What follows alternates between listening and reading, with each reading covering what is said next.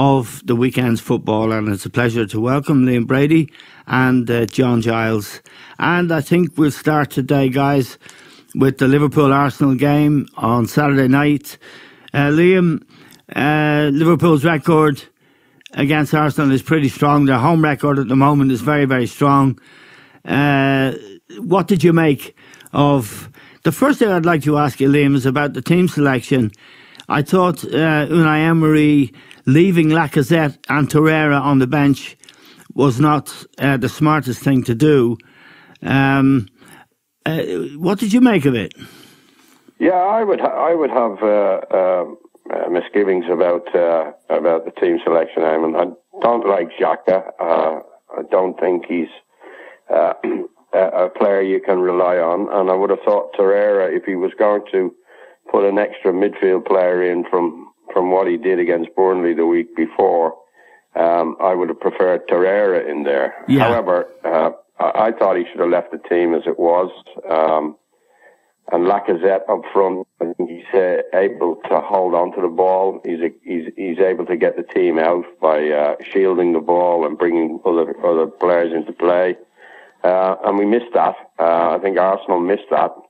Although we did look quite dangerous on the break. You know, Pepe and Aubameyang had a couple of chances in the first half. But unfortunately for Arsenal, they didn't take them, and Liverpool came on and were very strong in the second half, aided and abetted by some terrible defending from David Luiz. Yeah, John, the Liverpool press early in the game, the energy and commitment to it was very effective, didn't you think? Oh, yeah. Well, they always are, Eamon. You know, they're brilliant at what they do. I was surprised at Arsenal. Actually, I thought Arsenal were terrible, Eamon.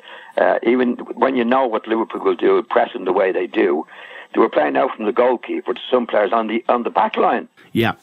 And to play out from there. I mean, Liverpool are the last team in the world that you can do that too. Yes. And do it effectively, that's for sure. I mean, I don't agree with it at the best of times. I don't mind playing out from the back. I mean, when you're playing from the goalkeeper to somebody on the back line, and then you're trying to play it against Liverpool, it's madness. Yes. I thought they were terrible, Arsenal. I mean, as Eamon said about Xhaka and one or two other players, and Luiz. I mean, when you think that Arsenal have bought Luiz to strengthen their defence, I mean, yeah, it's madness. I thought they were terrible. Liverpool were, as we'd expect, very, very good. Well deserved to win it. Could have won it by a lot more. I mean, and it was an easy run out for them, really, Liverpool, in relation to what was considered to be a top game. Well, Liam, when looking at it from Emery's point of view, I thought David Luiz for 7 million, given the circumstances, the window was about to close. Luiz became available. I thought his calculation would be, look, this guy's very experienced. He's a Brazilian international, of course. He's played for PSG. I think Emery had him there. He's got a lot of experience with Chelsea and a very good side. He's going to bring something. And also he has the personality and, you could say, leadership qualities. So let's take a chance on him. Saturday proved that was a gamble. It was an unwise gamble. Yeah, well, you see, I mean, if you looked at Luiz's performance in the first half, you would say, all those calculations that you've mentioned would probably, you'd say, yeah, well, that's correct. You know, yeah. He does show certain leadership qualities, but unfortunately, for any of the teams he played for, whether it's Brazil or the other club teams he's played for, he's an accident waiting to happen. Yes. And his concentration levels are so poor. You know, he loses people in the area. He has no idea where they are. He's looking at the ball. He forgets about everything else. And then he can do daft things as well, like pulling Salah's shirt. You know, that was absolutely ridiculous. In the days of non-VAR, let's say, you might get away with a little tug of someone's shirt, but an obvious thing like that, no chance, you know. And he had two hands around his shirt. It was typical David Luiz, and of course, you know, any chance Arsenal had, being 1-0 down, you have a slight chance, but when you go 2-0 down, you're really in trouble against Liverpool because you have to come out and chase the game. And as John said earlier on, Liverpool could have got 4 or 5 goals. I don't think it was it was the right decision to bring him to the club. I don't think you can depend on him, and I think he'll unsettle a poor defence even more. Okay, just to ask you, Liam, John's talked there about Arsenal's attempt to play out from the back early in the game, and this is a fashion now in every club is doing it. I thought it was crazy. I agree with John. I think it is crazy, but it's because it's in vogue now in the Premier League. Everyone is doing it since the law was changed to allow you to pass the ball from goal kicks to someone inside the box. It looks to me like it's far too risky, isn't it? It's like Russian roulette. Yeah, I would agree. Far too risky. I think Norwich were doing something similar when they played Liverpool at Anfield in the first game of the season. I don't see any advantage in it, really, Eamon. You know, and Arsenal could have lost a goal when Ceballos, tried to play one across the box, and I think it was Mane or Firmino had a real chance with it. You know, it's ridiculous, really. You know, because you're only going to end up kicking the ball long anyway. By the time the other team presses up on you, you're going to put yourself in a position where it's probably 9 times out of 10 a long ball down the line or a long ball up to the front. So why don't you just push up, let the goalkeeper take the goal kick, and then you try and pick up the pieces when the headers of the centre forward or the centre back go for it. I don't see any advantage in it, to be quite honest, Eamon, playing across the back, and in some cases centre backs are picking the ball up on their back line. Yeah, it's really ridiculous. Now, John, I'm going to just say something there. It's bad doing it in any game, in my opinion. But when you go to Anfield, of all the places where you're going to be under pressure anyway, and you do that, it's just madness. It's madness. I think it's madness generally, but that particular situation where you know you're going to Anfield, I thought the manager slipped up really badly from Arsenal in that way on the weekend. Liverpool, John, the thing about them, they still look to me that they wanted to play the high line. It didn't come into play, but there was a couple of occasions when Pepe and Aubameyang were very threatening, and Pepe was a one-on-one with the goalkeeper and really should have scored. Yes. I'm surprised, given the week off they had to be together, that Van Dijk and other players, and indeed Klopp, of course, didn't say, listen guys, we've got to do something about this. I still smelt danger there. Now, Van Dijk is so quick that you're not going to beat him, but there's still something worrying about the setup they have. Yeah, well, they were doing it from the start of the season, Eamon. And luckily enough, Arsenal only got at them once or twice, but they were dangerous when they did get at them, because I think they are playing this sideline or offside or whatever it is that they didn't do before. But that's definitely down to the manager, Eamon. The manager has to see that. He's either encouraging it or, he's telling them to do it, or else it wouldn't happen. The players wouldn't do that on their own. They have to be directed to do it. And they have been doing it since the start of the season.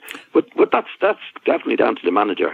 He's the boss, and it wouldn't be the players dictating that, Eamon, I don't think. Now, one player who has really improved, beyond all recognition, I would argue, is Matip.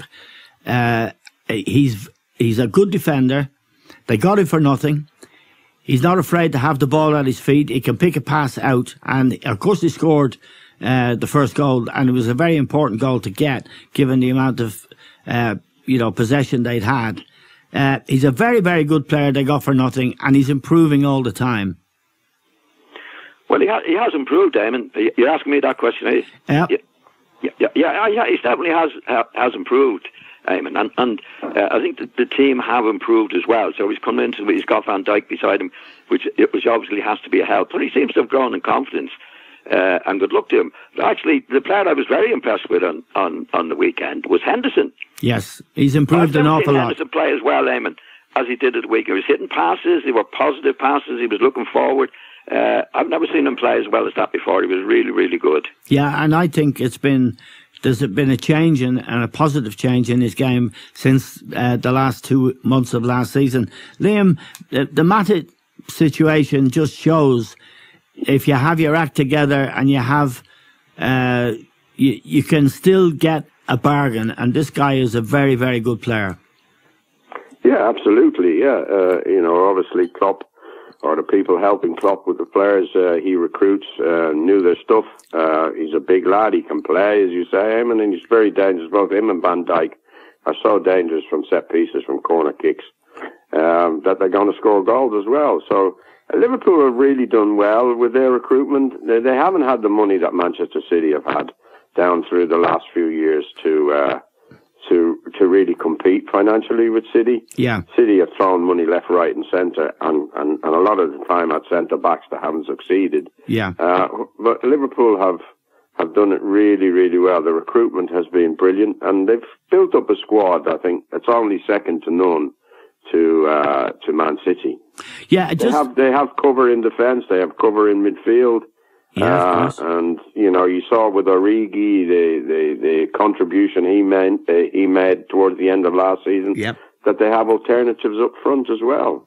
Just in terms of Van Dijk, Liam, you've played with a lot of great defenders, Maldini, people of that calibre, and indeed you've seen Tony Adams, for example, in a great Arsenal defence. I think this fella is colossal. I mean, he's got every single quality you need in a defender. How impressed have you been with him? Yeah, I would agree with you totally there. The only thing that sometimes lets him down is he can be a little bit too casual. The game can be a little bit too easy for him, or he thinks the game can be easy, and he gets caught. He can get caught because of that. But he's more or less eliminated that from his game. They were maybe in the early days. Yes, and I think being at Liverpool has really pushed him to another level. You see the guy has grown in stature, and he's an absolutely brilliant footballer, Yeah. Very few people can outrun him. He seems to have another gear. He's a very, very fine passer of the ball. He's brilliant in the air. He has everything, really, Eamon. Yeah. I think he's, probably one of 3 or 4 world, best defenders. Yeah, and John, there's talk of him now, the Ballon d'Or, which is given and has been shared really for the last decade by Messi and Ronaldo almost exclusively. They're putting Van Dijk in there, on the short list to be named effectively the best player in the world. For a defender, that's a hard thing to achieve. And you too, like Liam, have seen all the great defenders of the past 50 years. I would argue this guy ranks with the greatest of them. He is. Yeah, he's well accepted now at Liverpool as one of the best defenders in the world. There's no doubt about that. He distributes the ball well. He's very quick for a big fella. Very well balanced.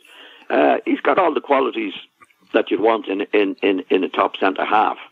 I think in his early days, I think we used to criticise him a bit when he wasn't that good at blocking. Yes. Coming out like a Tony, the Arsenal lad, coming out to make the blocks. Yeah. But I think he has improved on that as well. And his all-round game is very, very good. Very good. Okay, I want to move on now to Manchester United. Liam, home game, Crystal Palace, you would think 3 points for sure. Very poor performance all round. And then Rashford's penalty miss, which I would trace the problem there back to the Monday night game at Wolverhampton, which we haven't actually talked about, the three of us, on the podcast, when Rashford, having scored against Chelsea and taken a great penalty under pressure, put it high up in the corner, which is where you really want to put them, where Pogba stepped in at Wolves, took the penalty, missed it, and of course afterwards Solskjær said they were both penalty takers, and it was up to them to make their mind up. And then, of course, Rashford, I think on Saturday, there must have been some doubt in his head after what happened on Monday. This is very unsatisfactory, Liam. I would put it down to the coach. Would you? Yeah, someone's got to make the decision, and that has to be the coach, Sometimes a player's personality can dictate the situation.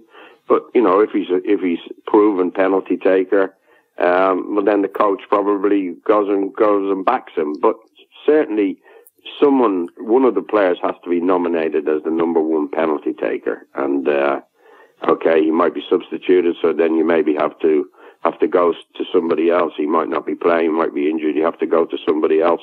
But this kind of toing and froing between Pogba and Rashford, it doesn't help anybody who takes the penalty. It puts doubt in your mind. Should I be taking it? Should I not? So that's where the coach intervenes and says, like, this, you are the penalty taker, Rashford. Pogba, you stay out of it.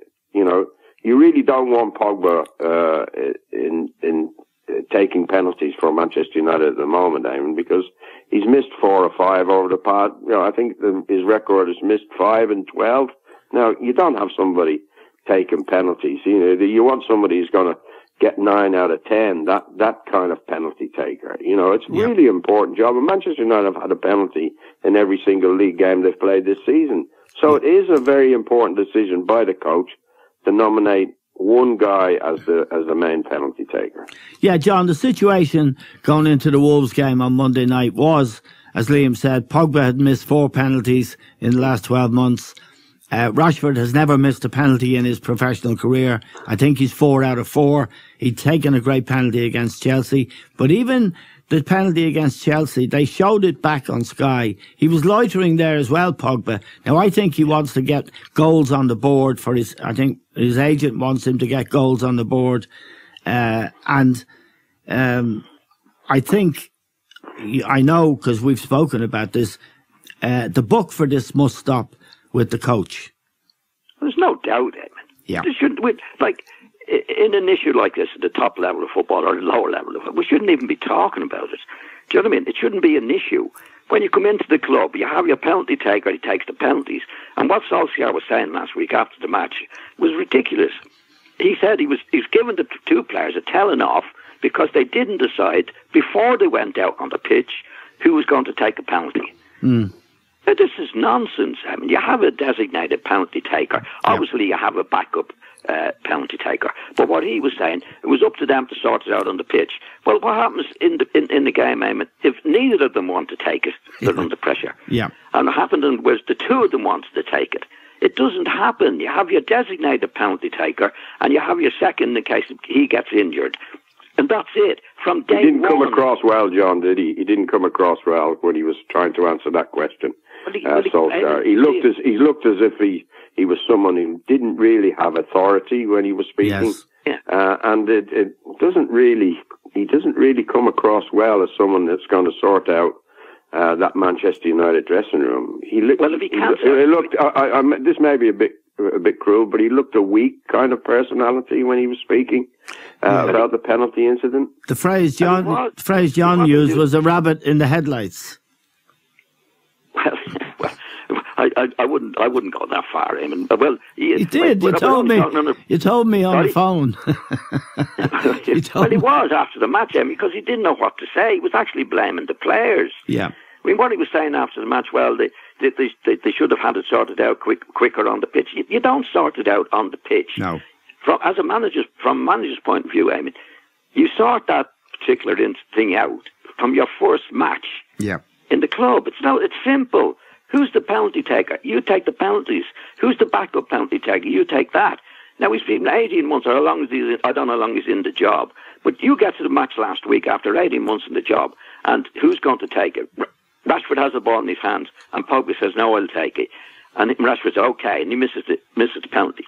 And then Solskjær comes out to say, I gave them a right telling off because they didn't decide before they went out who was going to take the penalty. This is total rubbish. This is Manchester United. This is schoolboys have it sorted out like that. It's simple. Your penalty taker is your penalty taker, and your backup penalty taker is there in case he gets injured. It's simple. There shouldn't be a row. It shouldn't be an incident. And it's been a big incident which probably affected Rashford when he's come to take the penalty on Saturday. Yeah, it hasn't been manager 18 months. It just seems like 18 months for Manchester United fans. Liam, the shadow of Pogba has lingered over Manchester United, whether he wants to come, to stay or go. He's become far too big a story when you think of what a great club Manchester United is, with his agent continually leaking stories to the press about him going to Madrid or maybe even back to Juventus. This is... We've had this discussion so many times before, Raymond. I know, but and I keep saying to you, who's going to buy him? Who's going to buy him for the kind of money Manchester United want? You keep saying to me Madrid, but it hasn't happened. If you look at Pogba's performances, you wouldn't buy him. You wouldn't go near him. You look at his personality, you wouldn't go near him. No. He's a bit like Balotelli. Yeah. He's trouble. He's trouble, and he's going to unsettle the dressing room, and it's going to be all about him, and he's not going to be a team player. The only one to get a tune out of him was the French coach in the World Cup. He had him disciplined, he had him playing for the team, and that was over the course of a month. He's reverted back to type since that World Cup win. He was even at fault for Crystal Palace's winning goal on Saturday.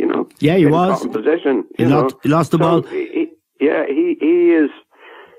He's trouble. He's trouble, and I don't know how they're going to resolve it unless they decide, we'll take a lesser price and someone will have him. I don't know, Eamon. Zinedine Zidane is on the record that he wants him badly, and he wants the president to pay 150 million for him. So that's that story as it stands. I don't think any Manchester United fans would be upset, but you never know. Now, I want to move on. Manchester City. John, Aguero 2 goals after that little row he had with Guardiola in touchline last week. 2 goals. I think it takes him over 200 goals he scored for City. Yeah. He's just a fantastic player, isn't he? A great goal scorer. He's a great goal scorer. I mean, there's no doubt. I mean, you look at his record. It's phenomenal the amount of goals he scored at the different clubs he was at. I think he scored about 240 for Manchester United. Anything amazing. And he's got a good attitude. He's out playing. Took his goals well. Had a break for one of the goals. Sterling's goal was brilliantly taken. I mean, yes. Sterling's goal. It was cross coming in at pace. He was able to control his first touch, second touch, and time to nick it past the goalkeeper. But it shows you with Aguero and Pep, they had a bit of a fallout coming off the pitch last week, I mean, but they did hug at the end of it. These things happen in football, but it shows that he didn't sulk. He's a real pro, Aguero. He doesn't sulk. He gets on with the job again, which he did, and did it really well over the weekend. Yeah, Liam, he's a fabulous player, isn't he? Yeah, a killer. That low centre of gravity, can turn quickly in the box, got a great instinct where to be. He can shoot from outside the box as well. He's got great ability to be in the right place at the right time. And he's a wonderful player. And City and Guardiola are blessed to have him, really. Yeah, and just looking at their performances. Leaving aside the 2 soft goals they conceded to Spurs, which was almost freakish, they look every bit as strong. Would you agree, Liam, that this year, as they were last year, and if De Bruyne really gets his act together, as he's shown signs of doing, they still would be marginally ahead of Liverpool. Would you agree with that? I think Liverpool have closed the gap. I think after the Tottenham game, we had a discussion about City's defence once more, and that's where the question mark lies. That's where Liverpool might have a chance. They can be a little bit complacent, Man City. I think they showed that last season when they lost that to the likes of Crystal Palace at home. I just have a question mark on the defence and generally set pieces, things like that. And Guardiola has always had that element where he thinks, well, we'll outscore the opposition, but it doesn't always happen. So I think Liverpool have closed the gap. I think it's a 2-horse race. We've already seen so far. Chelsea, I don't know whether we're going to talk about them. We are, but I think they're not going to be able to mount a title challenge on Liverpool or Man City. Man United, I think their problems have already surfaced. Arsenal are not going to be in it. Tottenham got a very bad result yesterday. I think it's between Liverpool and Man City. Yeah, John, the little advantage Liverpool may have is City's inability to defend. I don't really go. I mean, they went 15 matches or something last season, neck and neck with Liverpool. And looking at last season, perhaps they only lost 2 goals more than Liverpool last year. I mean, of course they do have. Well, all teams have a weakness at the back. You don't be conceding goals anyway. But I think what they did last year, and I think if you're really that bad at the back, you're not going to win the league in the way that they couldn't afford to lose a match because Liverpool were great doing what they did, but the City couldn't afford to draw a match, Damon. Here's the run in for 15 matches. Here's the point. You don't do that if you've got a terrible defence. No, but you're conceding goals. You know. The point I'd like to make to you, John, and I think Liam's just touched on it there. Sooner or later, I think in the Premier League they have most teams beaten almost before they take the field. It's where it hurts you is when you come up against the better teams in the Champions League. For example, in later stages, there's no hiding it. You know, when you come up against the real good teams, you're going to have to defend at certain times in the game. I understand what you're saying, but there's no team better than Liverpool last year. Yeah. And the run-in that they had, forget about the Champions League for a minute. Okay, they were beaten by Spurs and could have VAR did them in the end. But if you look at the race for the Premiership last year, which was a brilliant race, Liverpool finished with 97 points, and I'm finishing with whatever it was. It was absolutely brilliant. Yeah. But they had to win, Eamon. Oh, no, it was amazing. Under pressure. Yeah, no, it was amazing. You don't do that with a really, if you look at Arsenal defending, that's a really, really bad defence. They're always going to lose goals. Lewis is going to do that. They lose, they probably, like most teams, they lose more goals than they should, Manchester City. But they conceded only, or won enough, and didn't concede that many to lose that race. Yeah. With Liverpool, it was extraordinary, Eamon. You know, the race with Liverpool doing brilliantly. But I looked at the record last year. They conceded 2 goals more than Liverpool last year. Okay. I mean, but John, we're trying to nitpick where their weaknesses lie, and you would have to agree that the likes of Otamendi, Stones, they're not that convincing as centre backs. No, they could be better, Liam. They definitely could be better. Like every team could be better, but you have to go what they did. You know, they're not conceding 4 and 5 goals, and if they were that bad at them, I know we're nitpicking, but if they were that bad, they wouldn't have won the league. I totally agree with you, John. But there is an element that they have a weakness there. Yes. All you have to go back is 18 months, maybe. To losing to Liverpool at Anfield 3-0, I think it was, in the Champions League. Yeah. And then Spurs scoring 3 goals at the Etihad to eliminate them from the Champions League last season. I know. There are mistakes in the likes of Otamendi and Stones. And, it could always be better. I mean, you have Van Dijk at the back, and of course it could be better. But I'm only saying of what they did with what they have. You know. Like what other teams do well in relation to what they do. Like I think Liverpool are better at the back, but are they as good going forward? You know, do they have as much as the ball? And we've spoken about this before. I think that's the way Manchester City defend. It's not perfect. I know it's not perfect, but they have so much of the ball and they score so many goals. And in the run-in last year, if you have a really bad weakness, it's going to show. With that run-in, I mean, it was fantastic between them. Liverpool were brilliant doing what they did. But if you go back, I think it was 15 matches after City had a bad time with Leicester that they won it, and don't forget Liverpool were 7 points ahead of them at one stage.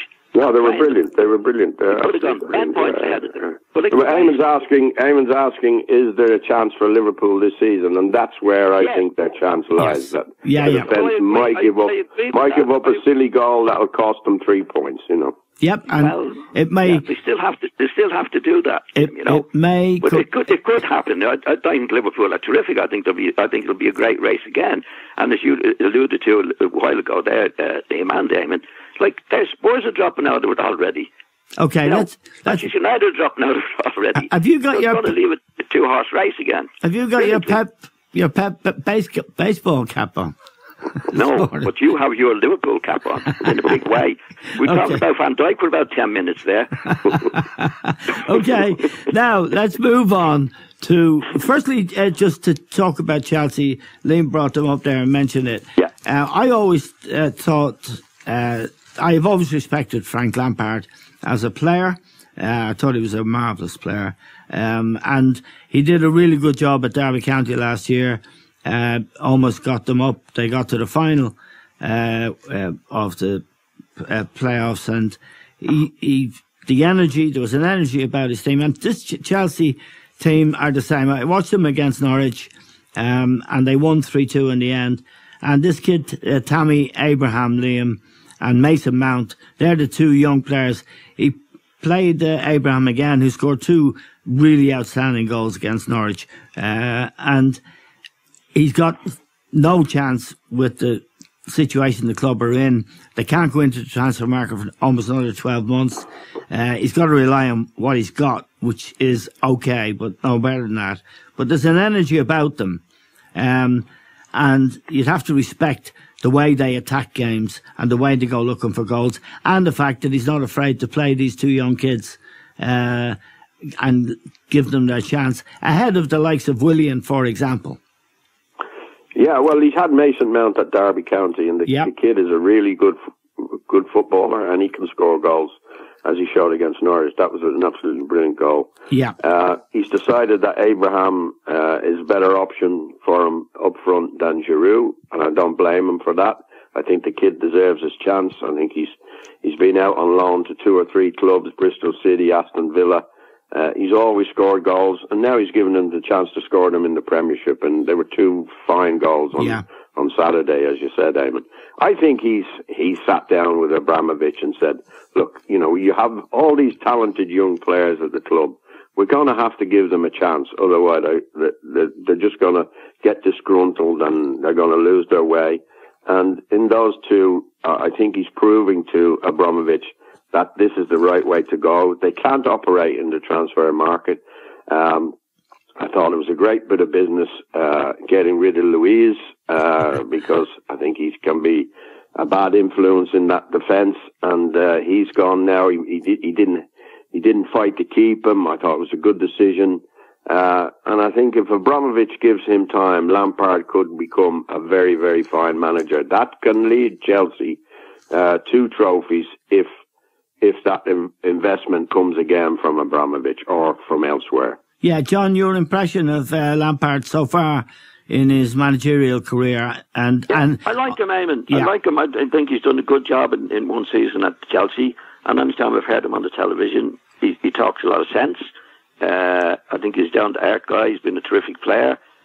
He's been at Chelsea a long time himself, and I think he has the affection of the supporters there, Eamon. And I think they do realise that he's not allowed to go into the transfer market. So I think he will be given the time that a lot of managers at Chelsea wouldn't be given.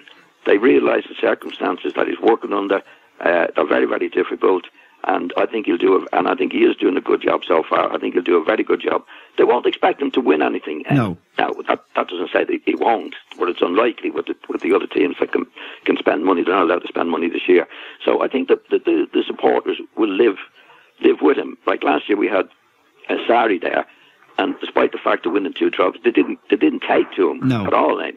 Whereas Lampard has the affection, he has the respect of the supporters, and they will definitely give him time. And I think overall he'll do a very, very good job for them. Now, Liam, Spurs yesterday, disastrous result at home. The coach, Pochettino, very unhappy man afterwards. He left Eriksen, Vertonghen and Dyer on the bench. And he brought Eriksen on with half an hour to go, but Eriksen wants to leave the club. He's very unhappy, and he's visibly unhappy. Newcastle's winner was scored by Jolinson, who cost 40 million. And Rafa Benitez thought that was twice what he was worth. But it's a big goal for Newcastle, 3 points at Spurs. The Pochettino situation looks distinctly dodgy. One of the things he said is the Premier League should close its transfer window the same time as the other European leagues, because until September the 2nd, Eriksen is free to go if someone comes in with 40 million. And this is unsettling the club. according to Pochettino, and of course they can't bring anyone in, even if they did get 40 million. Well, I think they're hoping to get enough for Raymond, but I can't understand. A bit like Pogba, if it's going to happen, it's going to happen. Why isn't it happening now? The La Liga is underway. Real Madrid need players in their team. So if these kind of things are going to materialise, they should have happened by now. I don't quite understand. But what's wrong with Spurs is something that we talked about maybe a couple of years ago, that this day would eventually come when the players were going to see out their contracts, going to create this uncertainty that there is at the club now. And you can see that the atmosphere is not right. The fans are worried about the breakup of the team. Pochettino's worried about the breakup of the team. Levy is playing hardball. I don't see that they can mount a title challenge when there's that uncertainty surrounding a team. I think it is affecting the way they're performing. Yeah, John. I thought they were very lucky to get a point at Man City. They were totally outplayed. Yeah, they were totally outplayed. John, the Pochettino situation, you've been talking about it for quite some time now, predicting trouble, and probably feeling that maybe he should have walked. It doesn't look like he's going to be hanging around for very long with this situation, with Levy, with him saying publicly, I'm not the manager, I'm just a coach, I don't do the business with players. Yep. That's unsustainable, isn't it? Yes. You can't work at that level. I mean, there's an old saying in football, a very old saying in football, everything being right, it's very, very hard to win. Yeah. That's everything being right. The players right, the manager right, everybody happy. It's hard to win. Yeah. If you get a situation with Pochettino where he publicly stated that there obviously was a meeting between him and the chairman and another two individuals who have a say in the comings and goings, and he did. That's when he declared, I don't want to be called the manager. I'm the coach. In other words, what he was saying was, the players coming in, I'm not bringing them in. So I'm not taking the blame for somebody that I don't bring in. Yes. I'm only the coach. Yeah. So that was warning people in advance. Then you have the Ericsson situation, which you've got to have all your players signed up and happy, ready to go, Eamon. You can't have... Football is hard enough to win matches when those things are out there on the loose. And it's not good. And Pochettino did say, made funny statements. I mean, when they went to the Champions League, he said, if we win the Champions League, I'll probably leave. Yeah.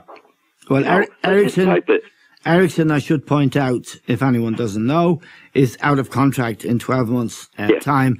And we got to look at that. Well, that's what creates the uncertainty, I mean. Yes. Is Pochettino going to rely on him? Is he just going to run down his contract so he goes for big money? It was a similar situation when Aaron Ramsey, Sanchez and Ozil did the same thing at Arsenal.